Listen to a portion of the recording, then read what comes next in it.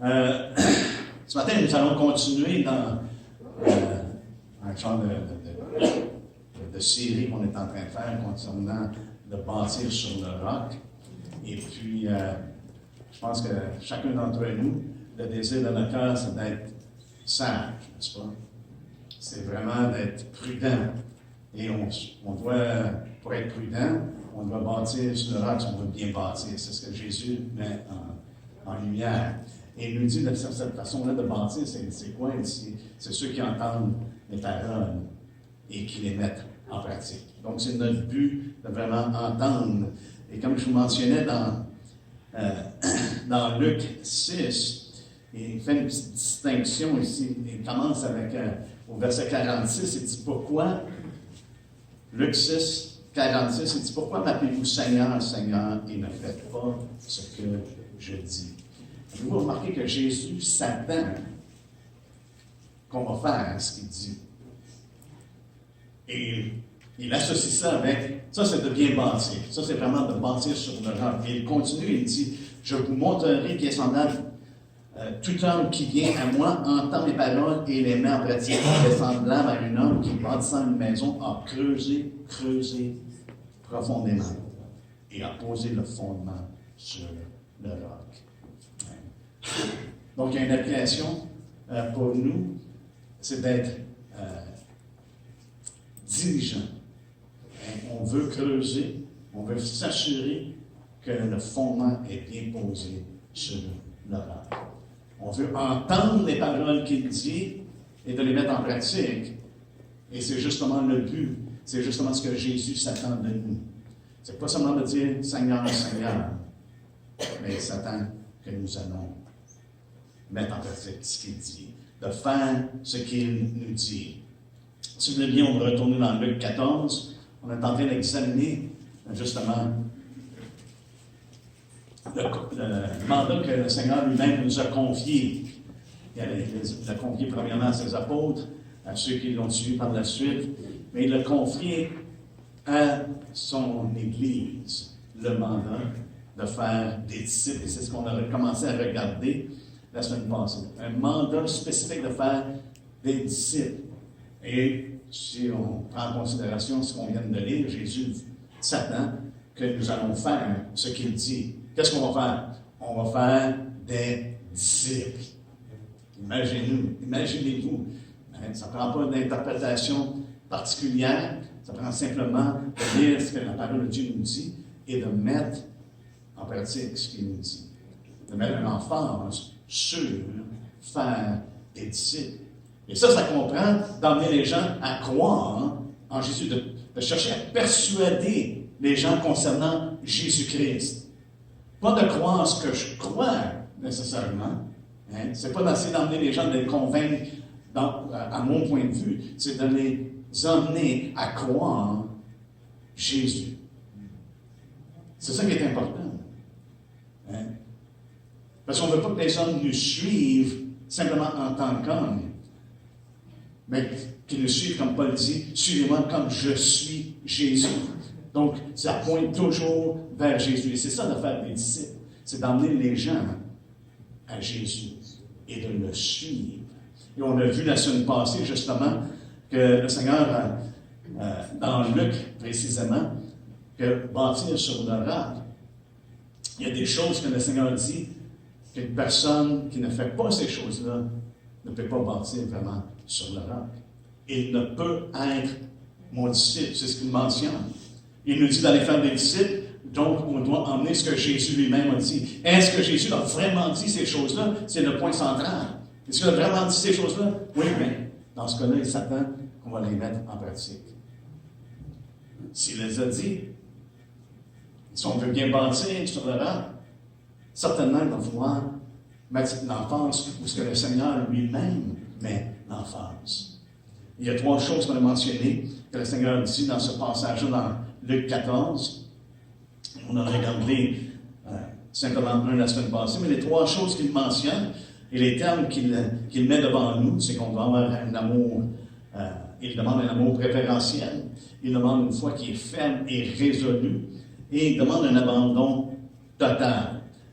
Regardez, j'ai terminé avec ça la semaine passée, on va juste regarder aux 3 choses que le Seigneur mentionne qu'une personne ne peut être son disciple.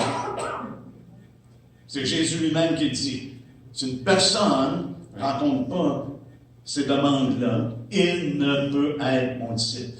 Donc, si nous voulons faire des disciples, il est évident qu'on va mettre ces choses-là de l'avant. Les choses que le Seigneur dit qu'une personne doit rencontrer pour être un disciple de Christ. Donc, on va commencer à lire le verset 25. Ça nous dit, de grandes foules faisaient route avec Jésus, il se retournant et leur dit, il parle à qui? Il parle aux foules. De grandes foules. Ce n'est pas simplement adressé à un petit groupe particulier. Il parle aux foules afin que les gens comprennent bien ce qu'il dit et ce qu'il demande. Il dit, si quelqu'un vient à moi sans me préférer à mon Père, ou sans haïr son père et sa mère, sa femme, ses enfants, à ses frères, ses sœurs, et même à sa propre vie, il ne peut être mon disciple. Et on a élaboré ça la semaine passée. Il ne peut être mon disciple. Autrement dit, il doit avoir un amour qui est au-dessus de tout. Doit être l'amour de la vérité, l'amour de Jésus-Christ. C'est ce qu'il mentionne. Il doit me préférer. C'est pour ça que j'ai mentionné qu'il demande un amour préférentiel. Il doit être au-dessus de tout. Rien, aucune personne, et je pourrais dire même aucun intérêt de ce monde. On ne doit pas aimer quelque chose plus que Jésus-Christ. Mais ça ne vous rappelle pas quelque chose? Le premier commandement que Dieu donne, c'est quoi?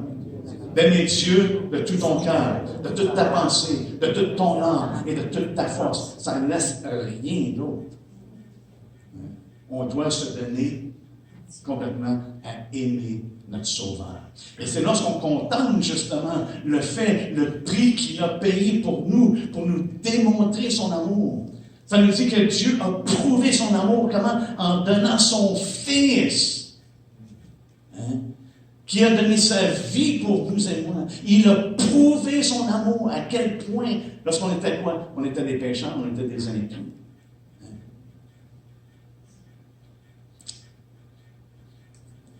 À peine donnerons-nous notre vie pour quelqu'un qui est bien. C'est ce que Paul, c'est le point de Paul, mais Dieu l'a fait pour nous, qui étions pécheurs, qui étaient rebelles, qui étaient ennemis de Dieu.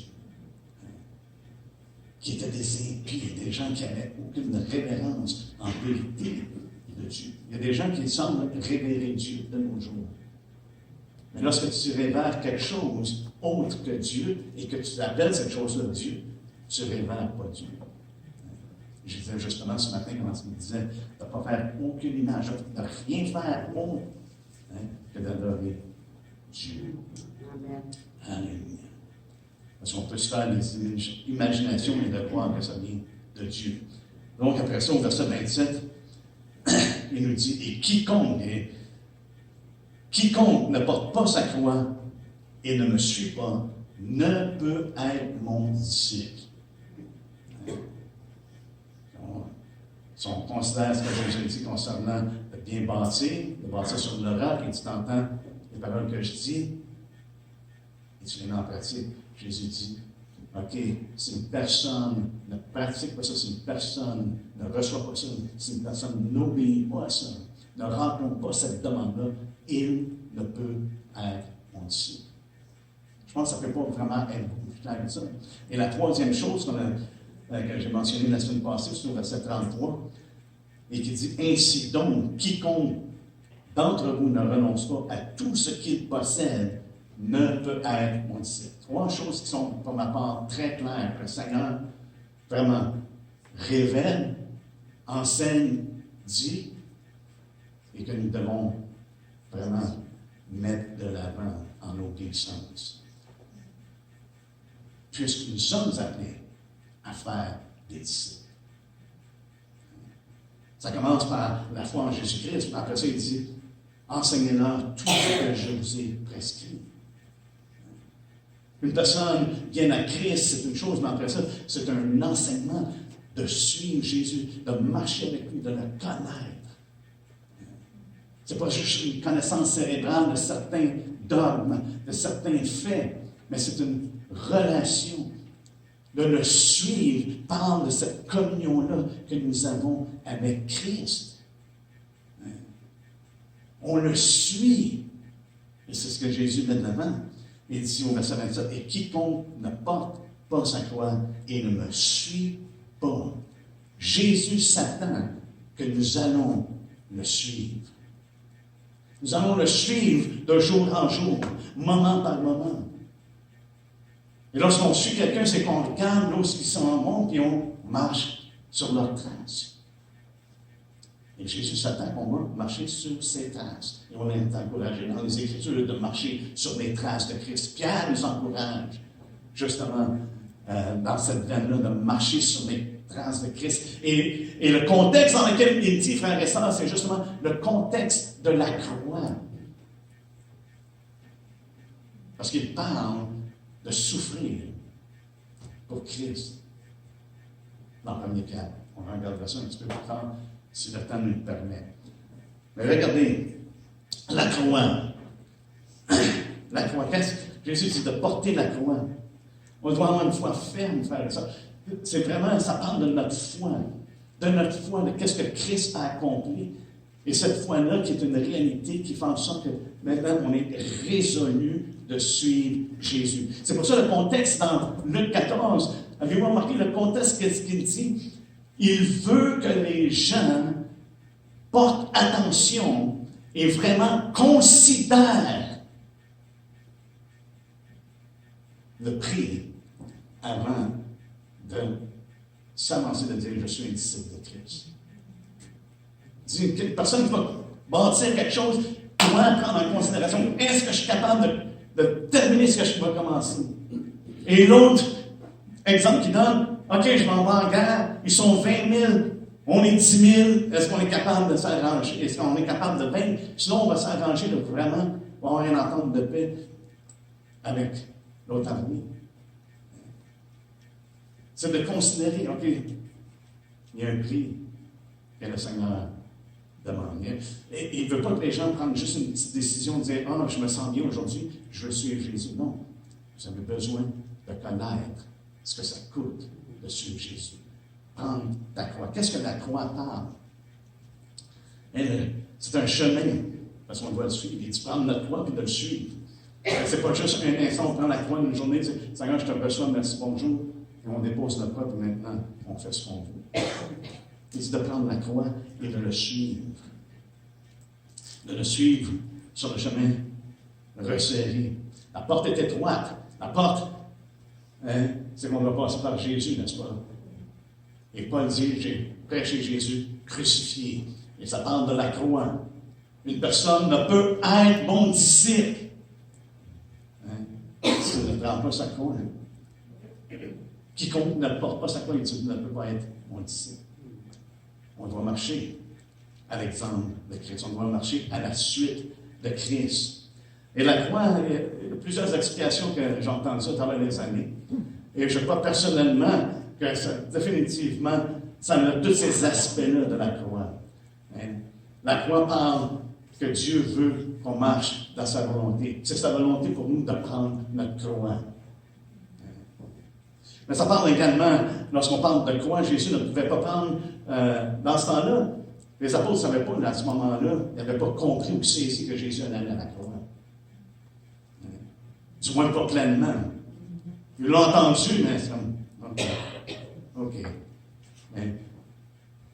Et quand c'était le temps pour lui d'aller à la croix, Pierre a pris son épée et dit, Yahoo! On va te sauver, Seigneur. Fait qu'il n'avait pas vraiment saisi l'implication de la croix. Mais Jésus leur parle maintenant de la croix. Une personne, quiconque, doit porter sa croix pour être mon disciple. Il leur a montré l'exemple. Il a lui-même porté la croix. Il est allé à la croix. Et la croix, non seulement parle de la volonté de Dieu, mais elle parle d'une perte de droit. Ce n'est pas nos droits. C'est une perte de liberté. Une personne qui prenait sa croix n'était plus libre. Elle se rendait seulement qu'à un endroit. Et c'était la mort. Donc, c'est une perte de vie. La croix nous parle de ces choses-là, de perte de notre droit, de nos droits, la perte de notre liberté, la perte de vie. Et immédiatement après, lorsqu'il dit ces choses-là, au verset 28, dans le 14, il dit « Car lequel de vous, s'il veut battre, c'est pas dans ce passage, excusez, c'est dans Luc 9. Dans Luc 9, là, il se fait référence également à la croix. Hein? Au chapitre 14, il parle du prix à payer. Mais au chapitre 9, au verset 23, il dit « Puis il dit à tous, si quelqu'un veut venir après moi, qu'il renonce à lui-même, qu'il se charge chaque jour de sa croix et qu'il me suive. Car celui qui voudra sauver sa vie la perdra. Mais celui qui la perdra à cause de moi la sauvera. » C'est une perte de vie.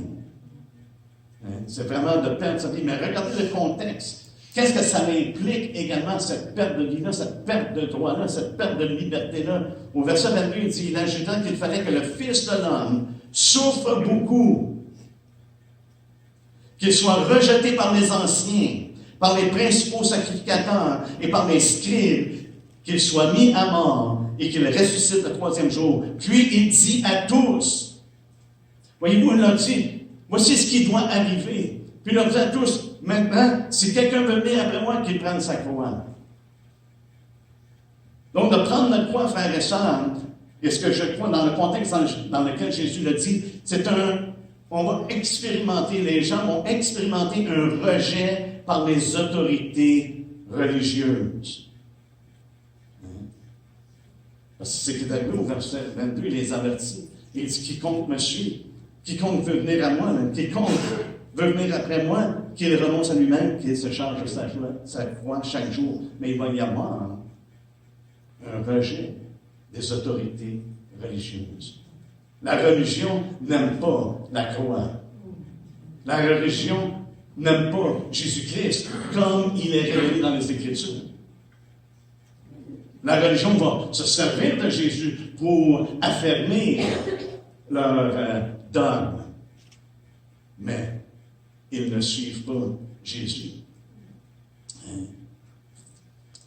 C'est ce que Jésus annonce. Ce n'est pas évident aux yeux de ce monde. Fait que c'est un rejet par les autorités religieuses en particulier, mais également pour le monde. Également pour le monde. Dans Galates 6,14, ça nous dit, pour ce qui me concerne, loin de moi la pensée de me glorifier d'autre chose que de la croix de notre Seigneur Jésus-Christ. Par qui le monde est crucifié pour moi, comme je le suis pour le monde. C'est ce qui nous fait peur. Le chemin de la croix, non seulement c'est une perte de nos droits, de liberté de vie, mais c'est un chemin qui est pavé, frères et sœurs, de persécution.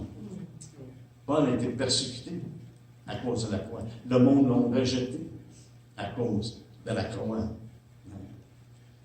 Et même ça nous dit que tous ceux qui veulent vivre pieusement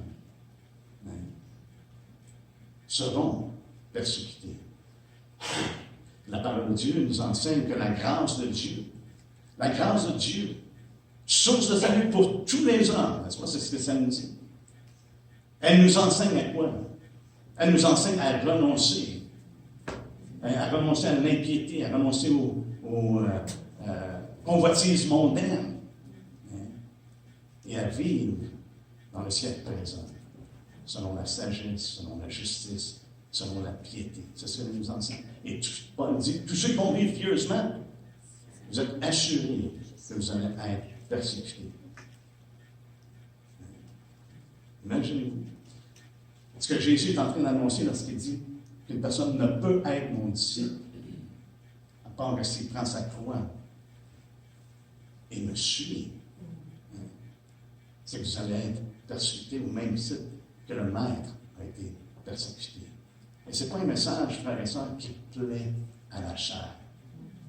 Ce n'est pas un message qui plaît à la chair, même, je dirais, c'est un message qui déplaît énormément, qui déplaît également à la religion en tant que telle. Paul s'est considéré comme et c'est regardé comme étant mort. Mort à ce monde. Mort à la vie telle qu'on la connaît dans ce monde. Allez avec nous dans Romains 8.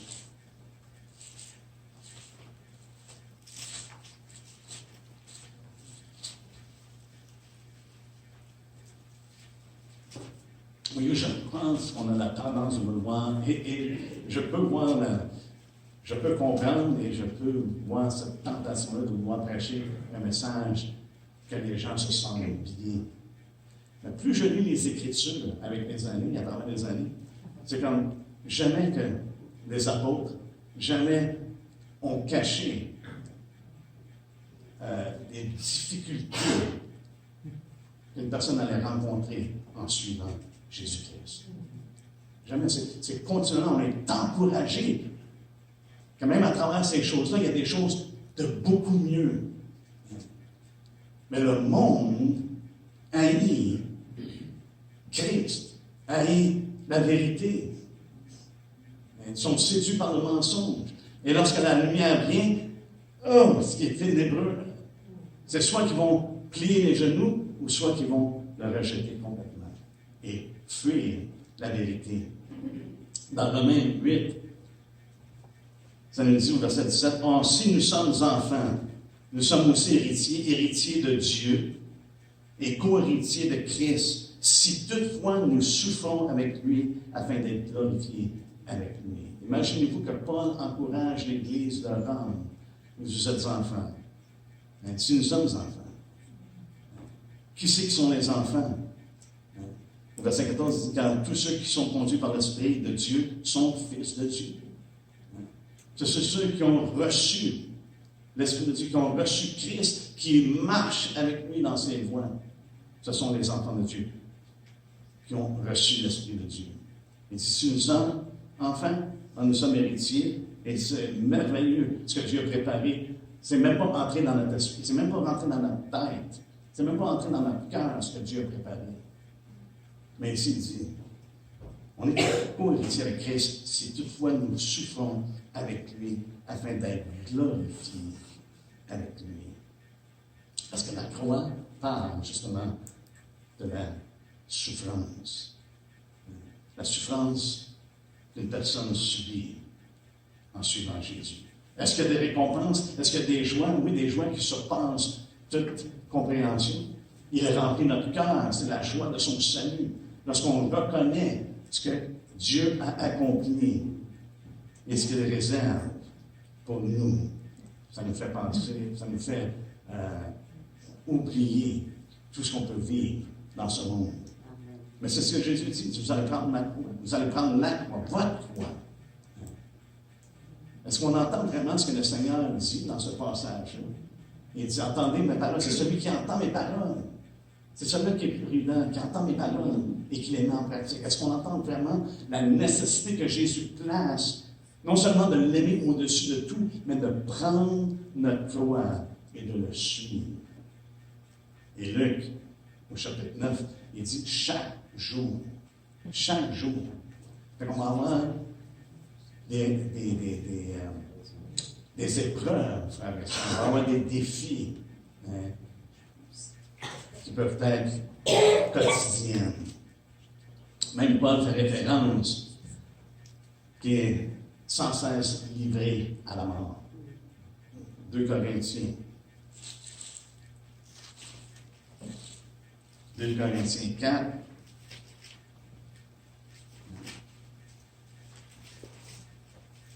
Laissez-moi vous dire que ce que Jésus enseigne, c'est tellement au-delà de la pensée rationnelle de l'homme. C'est au-dessus. Il va enseigner des choses, il enseigne des choses qui sont au-delà de notre capacité d'homme naturel de saisir. Mais en tant qu'homme spirituel, femme spirituelle, on est en mesure de saisir ce qu'il dit. C'est ce qu'il veut nous enseigner.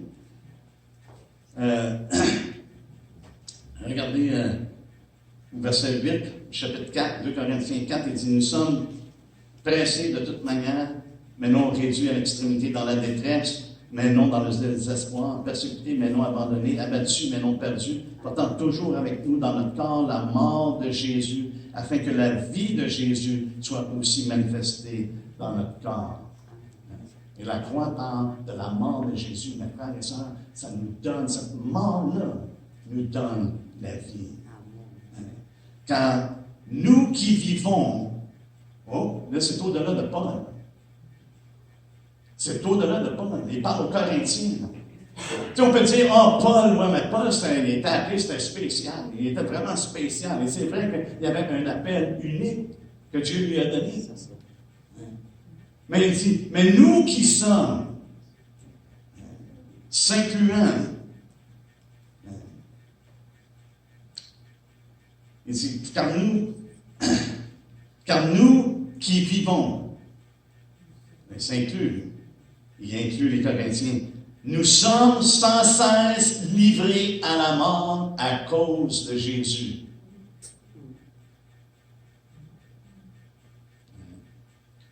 C'est ce que Paul dit.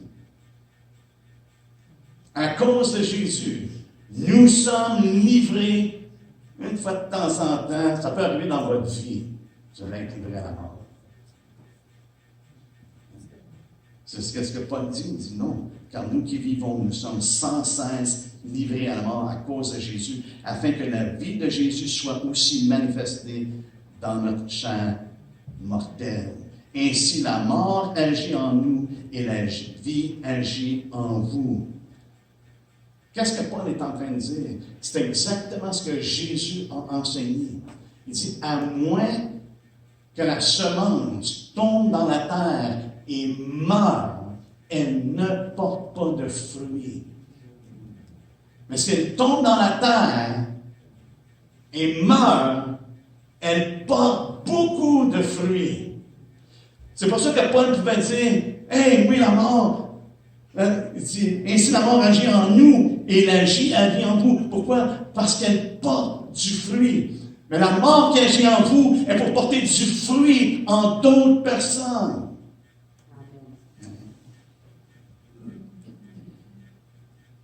La nécessité de prendre la croix, ce que Jésus dit. On ne peut pas être son disciple à moins qu'on prenne la croix. Et en connaissant la mort à cause de Jésus, dans notre chair qui parle, il dit,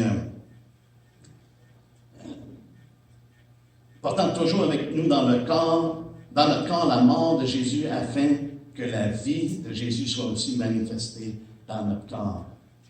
Et on ne reste pas mort. On a la vie de résurrection qui est en Jésus-Christ. C'est cette vie-là, frères et sœurs, qui va ressortir. On n'a pas la vie de la résurrection, à moins qu'on meure. Et on meurt sans cesse. Mais cette mort-là porte la vie, donne la vie, porte du fruit. Elle touche des gens. Et on doit, je crois, entendre ce que Jésus dit et de mettre ça en pratique. Frères et sœurs, on ne doit pas, comment est-ce que je pourrais dire, enlever la croix. On doit porter la croix. Mais malheureusement, souvent, l'Évangile est prêché sans croix. C'est seulement la croix de Jésus. Mais on a enlevé la croix qu'on doit porter. Que Jésus dit qu'une personne qui ne prend pas sa croix, qui ne porte pas sa croix, et qui ne me suit pas, ne peut être mon disciple. Et je suis tellement content, je peux le dire, ce n'est pas mes paroles. C'est ce que Jésus dit. C'est ce qu'il met au clair dans ce passage-là. Et qu'on doit se regarder comme mort, afin que la vie de Christ, Paul pouvait dire, ce n'est plus moi qui vis. Qu'est-ce que Paul disait? Il est en train de porter sa croix, mais c'est plus moi qui vis, mais c'est Christ qui vit en moi. C'est Christ qui vit en moi.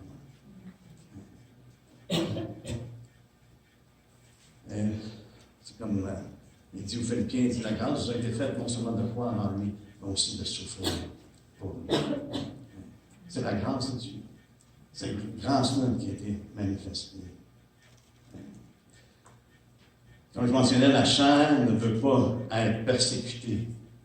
La chair a un dédain pour la croix. Elle peut aimer la croix de Christ, dans un sens de dire, « Ah oui, je peux accepter ce qu'il a fait. » Mais pas de l'aimer au-dessus de tout et de ne pas de prendre la croix et de suivre. La chair ne veut pas être persécutée. Dans Galates 16-12, justement, ça nous dit, « Tous ceux qui veulent se rendre agréables selon la chair vous contraignent à vous faire circoncire, une pas à être persécuté pour la croix de Christ. » Donc, des fois, je me mets à réfléchir. Ça m'arrive une fois de temps en temps. Je me mets à réfléchir. C'est ce qu'on voit aujourd'hui dans le monde évangélique. Hein? Qu'est-ce qu'on voit aujourd'hui dans le monde évangélique? Est-ce que c'est vraiment l'Esprit de Dieu qui convainc le péché de justice et de jugement, qui convainc les hommes et qu'ils reçoivent la parole? C'est dans Jean 1,12, c'est ce qu'il dit. Tous ceux qui l'ont reçu et qui croient en son nom, il a donné la puissance de devenir des enfants de Dieu. Mais est-ce que c'est vraiment ce qu'on voit de nos jours, où on a emmené les gens à croire à un système qui est maintenant établi, ça fait des années, et qu'on emmène les gens à croire à Jésus, juste à un certain point. Ah, il a payé le prix pour toi. Ah, merci Seigneur. Et que les gens n'aiment pas Jésus, n'ont pas pris leur croix, et ne sont pas prêts à tout abandonner pour Jésus-Christ. Est-ce qu'on les a emmenés à un certain point, on les a laissés là? On ne les a pas emmenés à entendre ce que Jésus dit, qu'une personne qui ne rencontre pas ces demandes-là, qui n'obéit pas à ces demandes-là, il dit, ne peut pas être mon disciple. Et nous sommes appelés à faire des disciples. Est-ce qu'on peut aller à l'encontre de ce que Jésus dit qu'un disciple est lorsqu'il nous appelle à faire des disciples?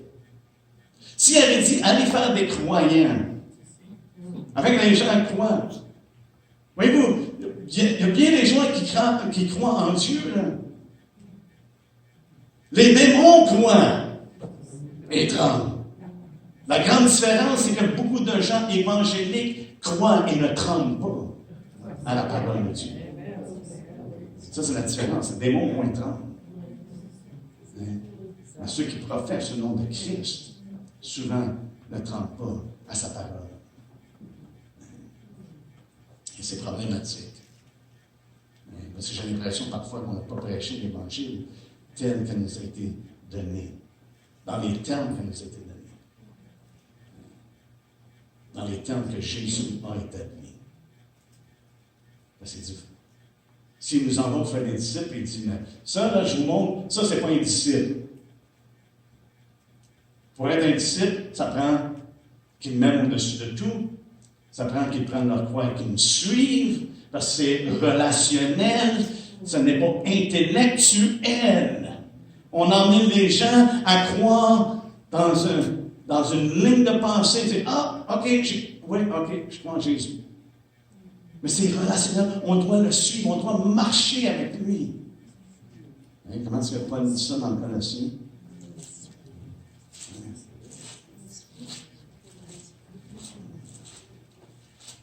Colossiens dit, ainsi, au chapitre 2, verset 6, il dit, ainsi donc, comme vous avez reçu le Seigneur Jésus-Christ, marchez en lui, étant resté et fondé en lui, et affermé par la foi, d'après les instructions qui vous ont été données, et abondant l'action de grâce. La partie souvent on ignore, frère Alexandre, c'est vraiment l'enseignement qui dit, enseignez-leur d'observer tout ce que je vous ai prescrit. Et qu'est-ce que Christ a prescrit? C'est qu'une personne ne peut être son disciple à moins qu'il l'aime au-dessus de tout. Qu'il prenne sa croix et le suive, marche avec lui. Il soit prêt à abandonner tout. Et c'est pour ça que je crois que le Seigneur nous parle dans Luc 14 d'une foi qui est ferme. d'une foi qui est résolue. Parce que ça prend de la résolution. Et c'est pour ça, dans le chapitre 14, il dit, pensez-y, je veux que vous vraiment vous compreniez, hein, et que vous soyez résolus. Vous devez être résolus pour suivre le Seigneur. Hein, de prendre votre croix et de le suivre. Même le Seigneur a prié pour Pierre, n'est-ce pas, ici?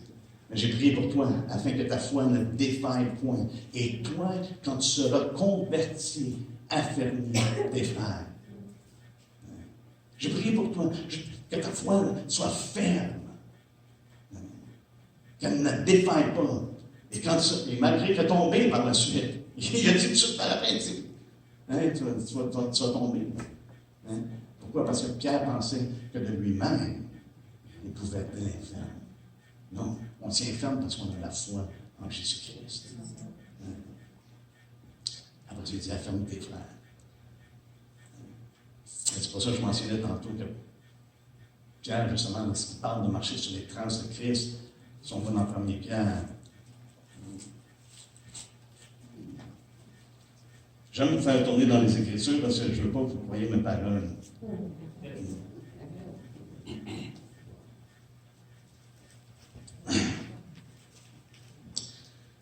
Au verset 19 du deuxième chapitre, il dit, car c'est une grâce de supporter des afflictions par motif de conscience envers Dieu. Quand on souffre injustement, en effet, quelle gloire y a-t-il à supporter le mauvais traitement pour avoir commis des fautes? Mais si vous supportez la souffrance, lorsque vous faites ce qui est bien, c'est une grâce devant Dieu. Et c'est à cela que vous avez été appelés, de souffrir injustement. Vous avez été appelés à porter la croix. Parce que Christ aussi a souffert pour vous, vous laissant un exemple, afin que vous suiviez ses traces. Frères et sœurs, c'est relationnel, on partage dans les souffrances de Christ.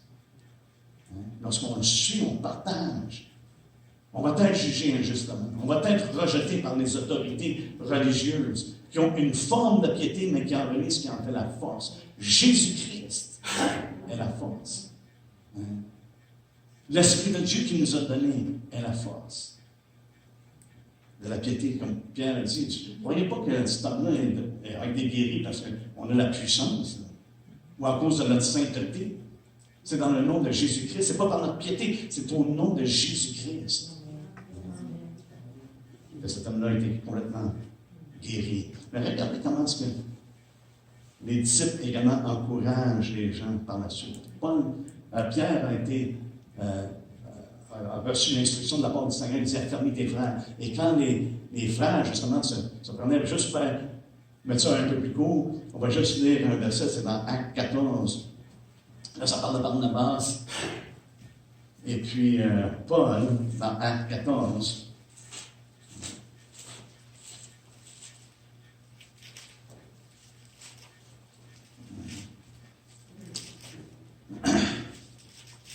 Et ça nous dit que,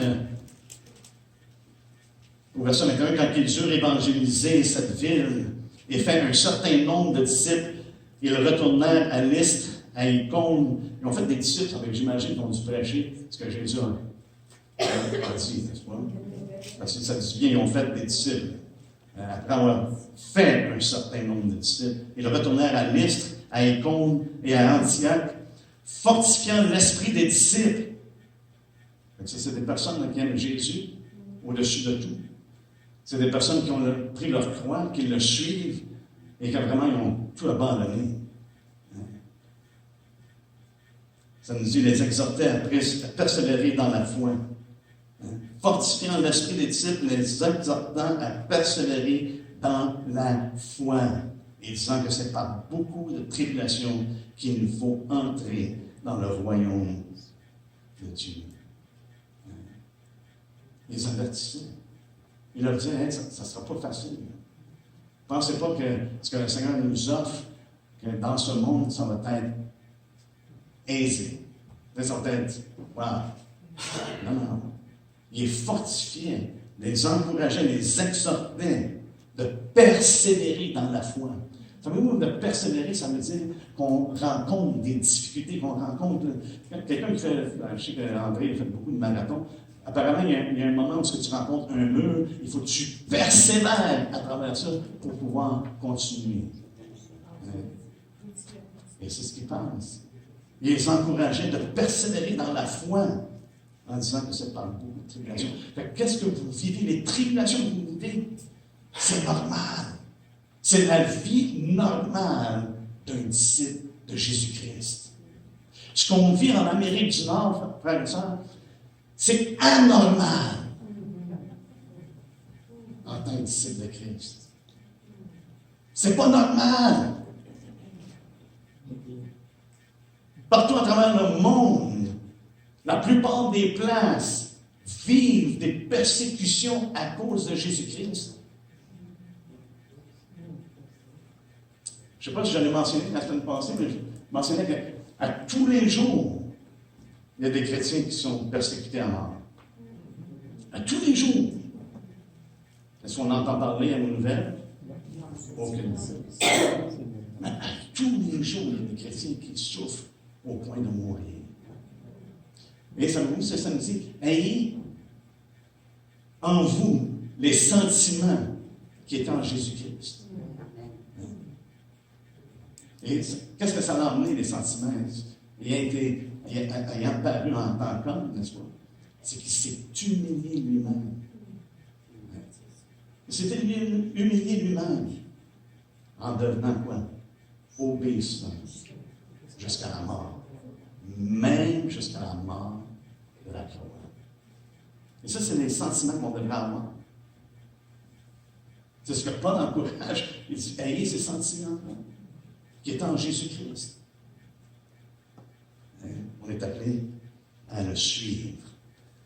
Et dans ce monde, nous allons avoir beaucoup de tribulations. Jésus l'a dit. Dans ce monde, nous allons avoir des tribulations. Mais Dieu vaincu le monde. Alléluia. Amen. Mais que le Seigneur ne nous a pas promis une belle vie d'aisance, paisible et tranquille. Je sais que Paul nous dit de prier pour les autorités, de prier pour les rois, pour tous ceux qui sont élevés en autorité, en dignité, afin que nous menions une vie paisible et tranquille. Et des fois, on a l'impression que je prie pour nos autorités, et je vais avoir une vie paisible et tranquille. Et je vais mener une vie paisible et tranquille. Ce n'est pas ce que Paul fait référence. Paul fait référence lorsqu'il parle de ça, afin que nous menions une vie tranquille. C'est notre attitude envers les autorités. Qu'on soit tranquille et paisible face aux autorités. Parce que dans ce temps-là, les autorités étaient opposées au point de mettre des gens à mort. Et la raison pour laquelle je crois ce qu'il fait, que c'est vraiment la pensée que Paul a, parce qu'il dit après ça, il dit, je veux donc que tous les hommes prient en tout lieu, en élevant des mains pures. Et qu'est-ce que ça dit? Sans colère, ni mauvaise pensée. Parce que c'était facile, et comme on l'a vécu, comme on peut le connaître nous-mêmes, que des fois c'est facile envers ceux qui sont en autorité d'avoir de la colère. Hein, il y a des décisions qui sont prises, c'est facile d'avoir de la colère ou d'avoir des mauvaises pensées envers ces personnes-là. Et de nous emmener dans des actions qui ne sont pas paisibles et tranquilles. Mais Paul dit prier pour eux autres, afin que nous menions une vie paisible et tranquille. Afin qu'on soit des exemples de personnes qui ne sont pas là avec une épée pour pouvoir renverser, comme les zélotes voulaient faire, de renverser les autorités qui étaient présentes. Mais vous avez des lumières qui brillent dans ce monde. Vous êtes le ciel de la terre. On doit marcher sur les traces de Christ. Est-ce que Christ a renversé les autorités? Non. Il n'a pas renversé les autorités. Et je pourrais appeler 12 légions, mais je sais pour accomplir la volonté de mon Père. Et il n'est pas venu pour perdre les hommes. Il est venu pour les sauver. Amen. On est ici, frères et sœurs, pour témoigner de Christ. Pourquoi? Parce qu'il est le sauveur du monde. On doit être comme les Samaritains. On veut que les gens soient comme les Samaritains qui reconnaissent. Maintenant, on sait que c'est lui qui est le sauveur du monde. Il y a juste un sauveur. Et ça prend une foi ferme, frères et sœurs, parce qu'on est dans un combat. Et Pierre dit de résister au diable avec une foi ferme, sachant que les mêmes souffrances sont imposées à vos frères dans le monde. On n'est pas les seuls. Même nous ici, comme j'ai dit, ce n'est pas la norme. Ce n'est pas la norme. Parce que nos frères dans le monde souffrent à cause de Jésus-Christ. Et eux, ils prennent le temps de considérer le prix à payer. Wow. Si j'accepte Jésus, si je reçois Jésus-Christ, je suis fait. Je suis regardé comme mort. Souvent, leur famille les regarde comme morts. Et éventuellement, s'ils ne se reconvertissent pas à leur religion, leur propre famille vont les mettre à mort. Ils vont leur laisser un temps, parce que leur but, c'est d'essayer de les convaincre à nouveau. Mais lorsqu'ils persistent dans la foi, trop souvent, la plupart du temps, ça finit par mort. On va terminer avec ce que le Seigneur dit concernant ainsi donc, au verset 33, quiconque, dans Luc 14, quiconque ne renonce pas à tout ce qu'il possède ne peut être mon disciple. Et ça, c'est un gros morceau en Amérique du Nord. Hein? C'est un gros morceau dans le monde entier, de renoncer à tout ce qu'il possède. Est-ce que Jésus a vraiment dit ça? Est-ce que vraiment l'implication est aussi pesante que ça, on pourrait dire?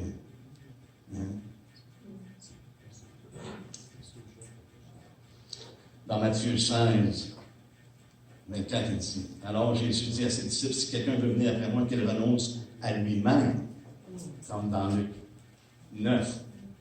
Jésus ne fait pas, qu'il renonce à lui-même, qu'il se charge de sa croix et qu'il me suive.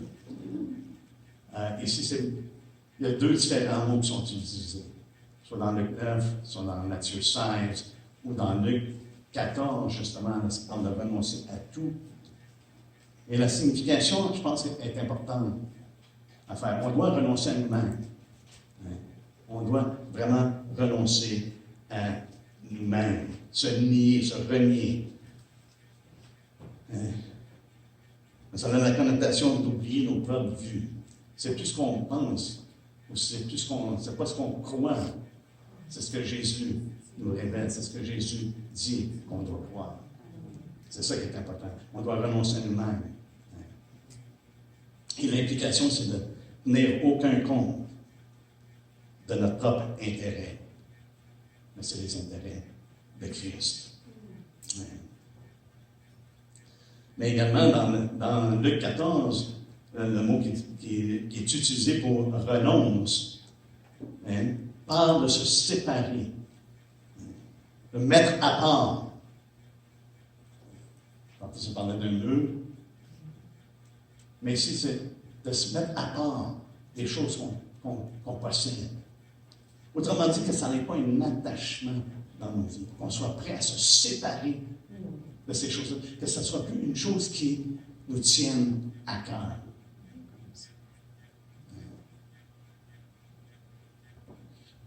Dans le grec, le mot implique se séparer d'une chose par rapport à d'autres, avec destruction du lien entre elles. C'est ça qui est intéressant. Le lien, cet attachement-là, que ça soit brisé.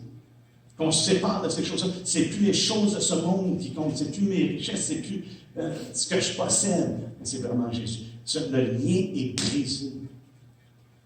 Autrement dit, notre cœur est libre d'aimer Jésus, de prendre notre croix et de le suivre, quel que soit le coût. De renoncer à tout ce que je possède. D'être séparé de ces choses-là. Parce qu'on sait qu'il y a des gens, à cause de leur richesse, à cause de leur possession, ils ne veulent pas perdre leur vie. Donc, jamais qu'ils viennent à Jésus. Ils vont venir à Jésus selon leur terme. Ah, je ne sais pas qui est bon pour moi. Et ça fait mon affaire. Mais sans rencontrer nécessairement ce que le Seigneur demande. Est-ce que ça concerne ta famille aussi? Pardon? Est-ce que ça concerne la famille? La séparation, des fois, ça va. Ouais. Il y en a beaucoup là, qui souffrent dans le monde par rapport à justement la famille, les rejets. Et si on est, c'est comme Jésus a commencé, si tu aimes plus ton père, ta mère, ton frère, ta soeur, tu ne peux pas être mon disciple.